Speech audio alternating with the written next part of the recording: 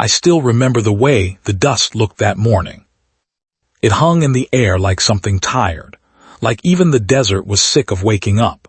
The sun hadn't fully come over the ridge yet, but the heat was already pressing down on our shoulders. You could feel it through the uniform. That dry, scratchy heat that gets into your throat before you've even said good morning. We were at a forward base near the Syrian border. I won't name the exact location. Some of the guys who were there are still working, and I owe them that much. Let's just say it was a place most maps don't bother marking. A scrape of land, a few cement buildings, a motor pool full of vehicles that all needed something fixed. I was a communications specialist back then, 26 years old, 3 deployments under my belt. I thought I'd seen most of what war had to show me. I was wrong. That morning a Black Hawk came in low from the east. Nothing unusual about that. Helicopters came and went all day. But this one carried someone we weren't expecting, or at least someone I wasn't expecting. The rotors threw up a wall of sand. I had my back turned, sipping coffee from a metal cup that was already too hot to hold properly. Behind me, a few of the SEAL team guys were standing around outside the briefing tent. They were the kind of men you noticed without trying. Quiet shoulders, quiet eyes. The sort of men who walked through a room and made the room go still for a second. Their team leader was a guy named Reeves. Big man, beard down to his chest. Spoke maybe 10 words a day, and every one of them mattered. "New rifle coming in," somebody muttered. I turned around just as the Black Hawk's side door slid open. A woman stepped out. She wasn't tall, maybe 5'5", slim build, hair pulled back tight under a cap. She wore a plain combat uniform without rank patches, without a name tape, without anything that would tell you who she was or where she belonged. She carried a long black case in one hand and a small kit bag in the other. That was it. No team, no backup, no big entrance. She walked across the landing pad like the dust didn't bother her. I heard one of the younger SEALs let out a small laugh. Not a mean laugh, just surprise. "That's the shooter they sent us." Reeves didn't answer. Another one, a guy called Bishop, grinned. "Hope she brought her own ladder. She'll need it for the scope." The other men chuckled. Even I smiled a little, not because it was funny. It just caught us off guard. We'd been told a specialist was coming in to support a mission that was already 2 days late starting. We'd been picturing somebody else. I'll be honest with you. We'd been picturing somebody bigger. She walked straight up to the briefing tent. Didn't look left. Didn't look right. Didn't acknowledge the laughter. She passed within 10 feet of Bishop, and I swear she didn't even blink. The flap of the tent fell shut behind her. Bishop let out a long whistle. "This is gonna be interesting." Reeves finally spoke. One word: quiet. The tone in his voice was strange. Not angry, not even firm, just careful, like a man who'd noticed something nobody else had noticed yet. About an hour later, the briefing started. I was there because I was running comms. Everyone in that room was going to need a radio that worked, and that was my job. I sat at a folding table near the back, fiddling with a handset, pretending to be busy. The room was small, a map on one wall, a whiteboard on another, 12 chairs, most of them filled by SEAL team operators.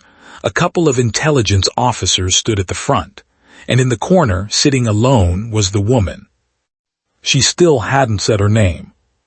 The senior intel officer, a major named Hollies, started running through the brief. There was a target compound about 40 kilometers north.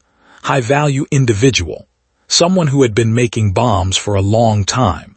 The kind of bombs that ended up in marketplaces and on school routes. We'd been hunting him for almost 2 years. The compound was in a valley, surrounded by hills, hard terrain.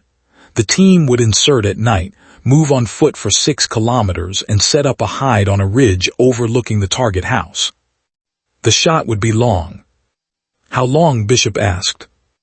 Hollies hesitated. Estimates put it at around 1,800 meters. Somebody whistled. 1,800 meters. That's almost a mile and a half. You can't see a person at that distance with the naked eye. You're shooting at a shape that barely qualifies as a dot. Wind, humidity, the curve of the Earth, the rotation of the planet itself, all of it matters. A shot like that isn't really aimed. It's predicted. Reeves leaned back in his chair. Who's our shooter? Hollis nodded toward the corner. Every head turned. The woman stood up, slowly, calmly. She walked to the front of the room and stopped beside the map. My name doesn't matter, she said. Her voice was soft, not weak, just quiet. The kind of voice that made you lean forward instead of back.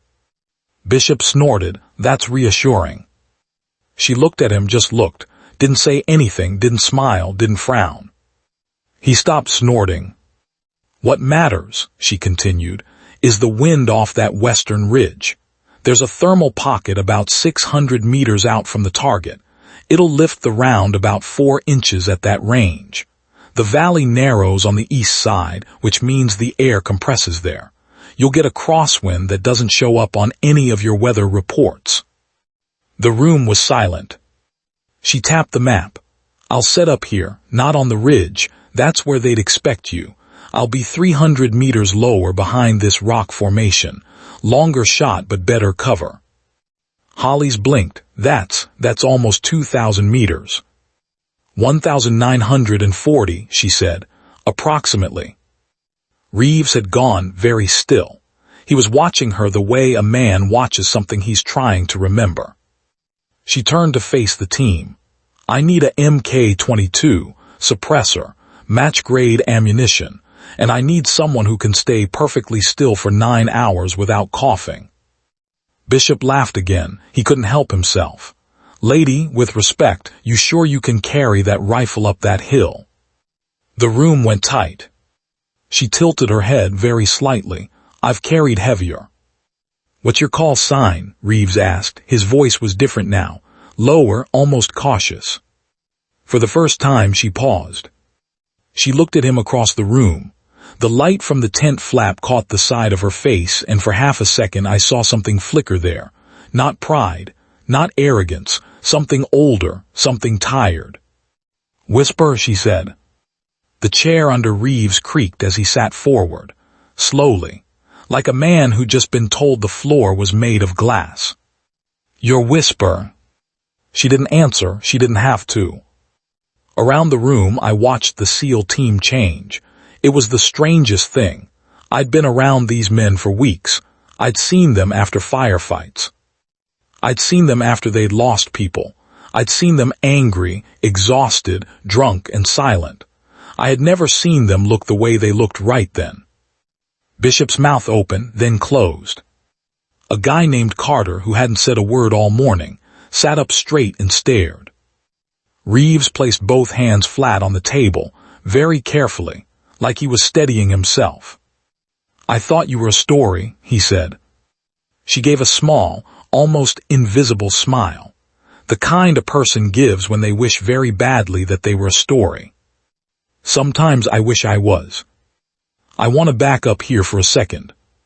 Because if you weren't in that world, the name Whisper wouldn't mean anything to you. To anyone outside special operations, it was nothing. A nickname, a word. But inside that world, it was different. Whisper was the call sign of a shooter who'd been operating for almost a decade without anyone confirming she existed. There were stories, always stories. A target in Mosul who took a round through a 1-inch gap in a curtain. A warlord in the mountains who fell off his horse before anyone heard the shot. A bomb maker in a marketplace who collapsed onto his own table while drinking tea, the cup still in his hand. Nobody had ever taken credit. No unit had ever claimed the shots. There were guys in the SEAL teams, the Rangers, the British SAS, who'd spent years trying to figure out who Whisper was. Some of them were convinced it was a man. Some thought it was a team of shooters using the same call sign. A few stubborn old-timers swore the whole thing was a myth that intelligence units kept alive to scare the enemy. And here she was, standing in a dusty briefing tent in the middle of nowhere, 5'5", small kit bag, Not a single patch on her uniform. The same woman Bishop had laughed at on the landing pad an hour ago. After the briefing broke up, I stayed behind to pack down my gear. The tent emptied out slowly. The SEAL team filed out one by one, most of them quiet, none of them looking at her directly. Bishop went last. He stopped at the flap, turned around, opened his mouth like he wanted to say something, then thought better of it and walked out. Only Reeves and the woman were left. I should have left too, I know that, but I was 26 and curious, and my hands were busy with cables, so I just kept fiddling. Reeves stood up. He walked over to her slowly. He was a head and a half taller than her and twice as wide. He stopped about 3 feet away and looked down at her with an expression I couldn't read. "You were at Kandahar," he said. It wasn't a question. She didn't answer. In 2019, there was a convoy, 3 vehicles. They got hit on the road outside the city. 2 of my guys were pinned behind a burning Humvee. There was a shooter on a rooftop 600 meters out. We couldn't get a fix on him. Then he just stopped, fell off the roof. We never knew where the shot came from. Her face didn't move. "That was you," he said. A long silence. "I don't remember the date," she said quietly. "I remember the rooftop." Reeves let out a breath he might have been holding for years. "My brother was one of the men behind that Humvee." She looked up at him. For the first time her expression changed, just a flicker, something small, something human. "I'm glad he made it home," she said. Reeves nodded. He didn't trust his voice. He just nodded. Then he turned and walked out of the tent, without another word. I sat there in the silence for a long moment, pretending to coil a cable. She knew I was there. Of course she knew. People like her always know. She picked up her rifle case and her kit bag. She walked toward the flap of the tent. Then she stopped halfway out and turned her head slightly toward me. "Comms specialist." I almost dropped my cable. "Yes, ma'am." "I'll need a clean channel. No relays, no third-party encryption, just me and the spotter." "Yes, ma'am." She paused. "And don't call me ma'am." "Yes, okay." She gave the smallest possible nod and walked out into the heat. I sat there for a long time after she left. Outside I could hear Bishop's voice. He was talking to one of the other SEALs. His tone had changed completely. He wasn't laughing anymore. "I'm telling you, man," he was saying. "I'm telling you, whisper, that's her. That's actually her." The other guy said something I couldn't catch. Bishop's reply came back low and serious. "We laughed at her. We laughed at her, man, on the pad. I made a joke about the scope." A pause. "God, I hope she forgets." She didn't forget. People like her don't forget. But she didn't hold it against him either. That's the thing I learned about her over the next few days. She didn't carry her pride around like the rest of us. She didn't need to be respected. She didn't need to be feared. She just needed to do the job. The mission was set for 48 hours later.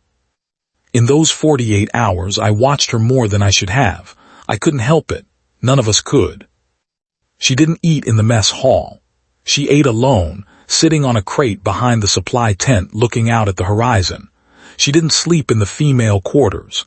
She slept on a cot near the armory with her rifle case at her feet. She didn't talk to anyone unless they spoke to her first, and even then her answers were short. But she watched. She watched everything. She watched the way the wind moved through the camp at different hours. She watched the dust patterns on the road. She watched the birds. She watched the heat lines rising off the metal roofs. Once, I saw her standing perfectly still for almost 20 minutes, staring at a flag on a pole, studying the way it lifted and fell. I asked her about it later, just once. I worked up the courage. "What were you doing with the flag?" She looked at me for a long moment. I thought she wasn't going to answer. Then she said, "Wind has a memory. If you watch long enough, you can see what it's going to do next." I didn't know what to say to that. She went back to cleaning her scope. The night before the mission, Reeves came to find me at the comms tent. It was late. The base was quiet. Most of the men were either sleeping or trying to. The desert was cold by then. You forget how cold the desert gets at night until you've been in one. Reeves had a coffee in each hand.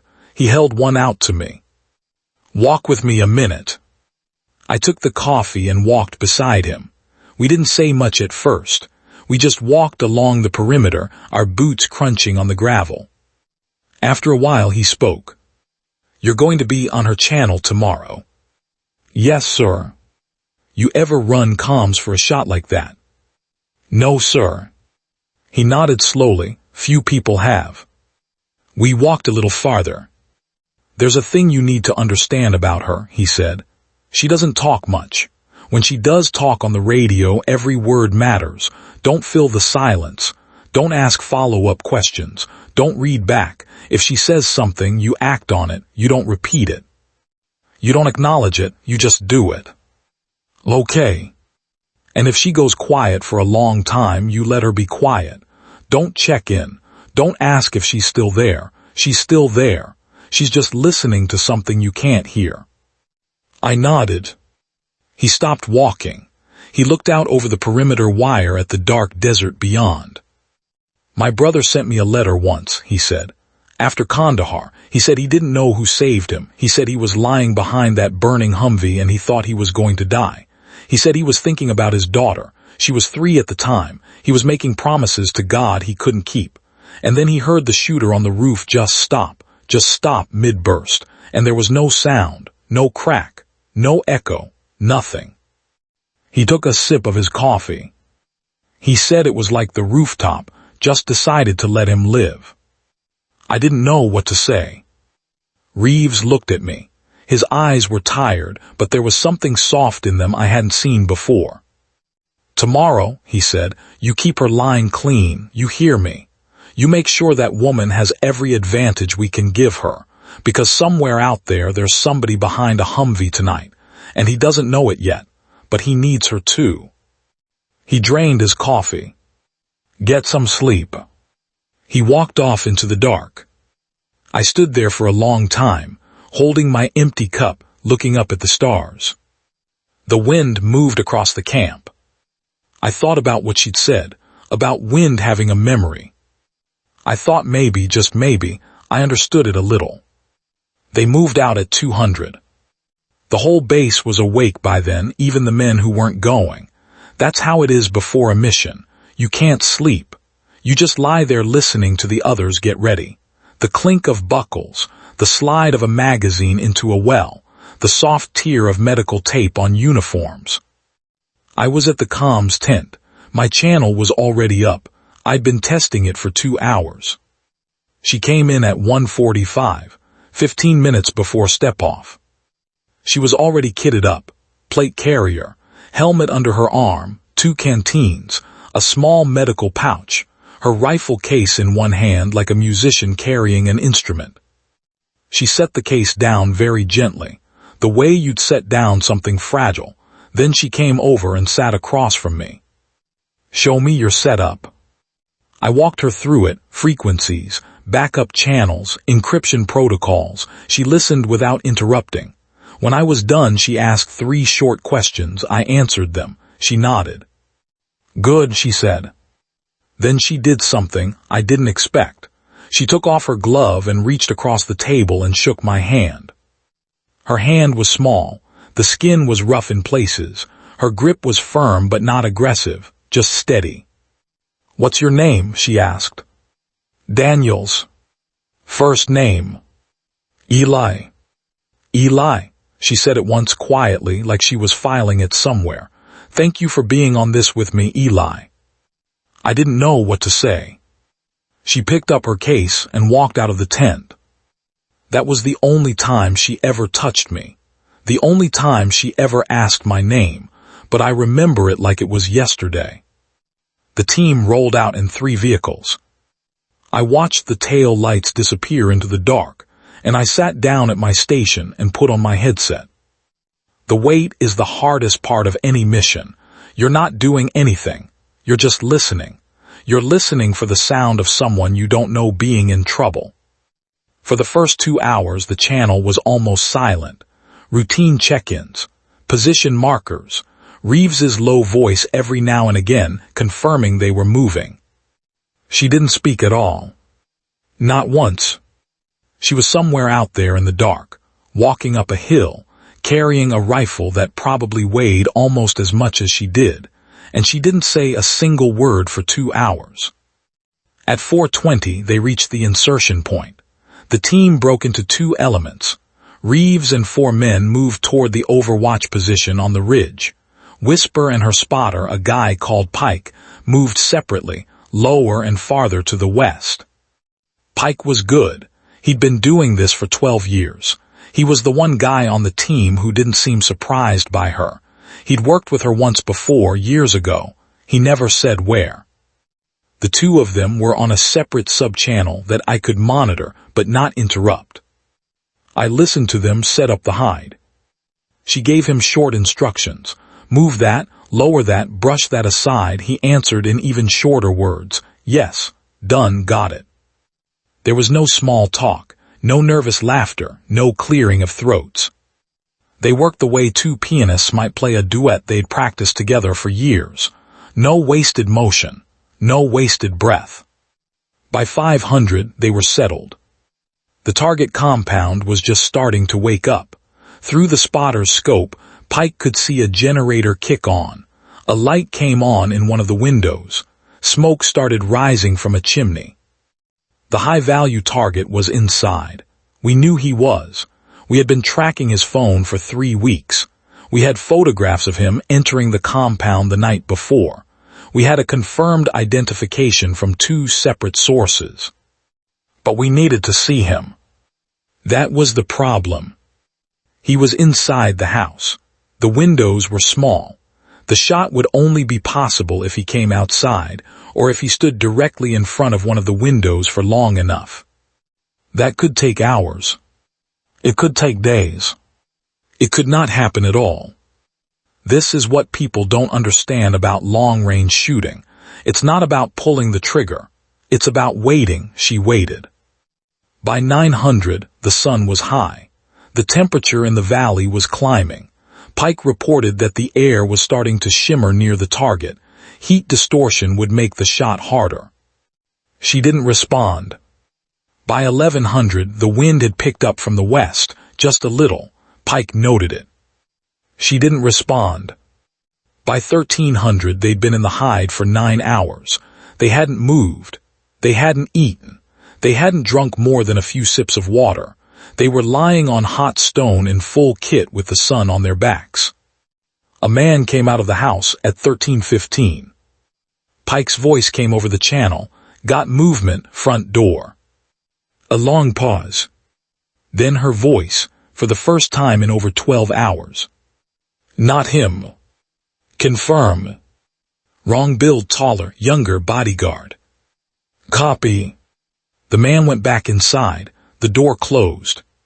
She didn't move. I sat at my comm station, and I realized my hands were shaking. I had been listening so hard that I'd stopped breathing properly. I made myself drink water. Outside the comms tent, the base was going about its day. People were laughing in the mess hall. A truck was being repaired. A dog had wandered in from somewhere and was sleeping in the shade. And out there, 2 people were lying on a hot rock, watching a house. At 14:30, the first complication arrived. A vehicle came down the road into the valley. A white pickup, 2 men inside. They stopped at the compound. They got out. They went inside. Pike's voice was tense. Reinforcements. She didn't respond at first. Then maybe. Watch the second vehicle. There's only 1 vehicle. There's another one coming, 2 minutes. Pike was quiet. Then how do you? Dust trail 3 kilometers out, behind the ridge. He didn't ask again. 2 minutes later, the second pickup appeared, exactly as she'd said. I checked the satellite feed I was monitoring. She was right. The second vehicle had been hidden by the terrain. From my screen with the imagery enhanced by software, I could just barely see it. She had seen it from 1.5 miles away, with nothing but her eyes and the dust in the air. The second vehicle pulled into the compound. 4 men got out. They were carrying weapons openly. AKs. One had what looked like an RPG.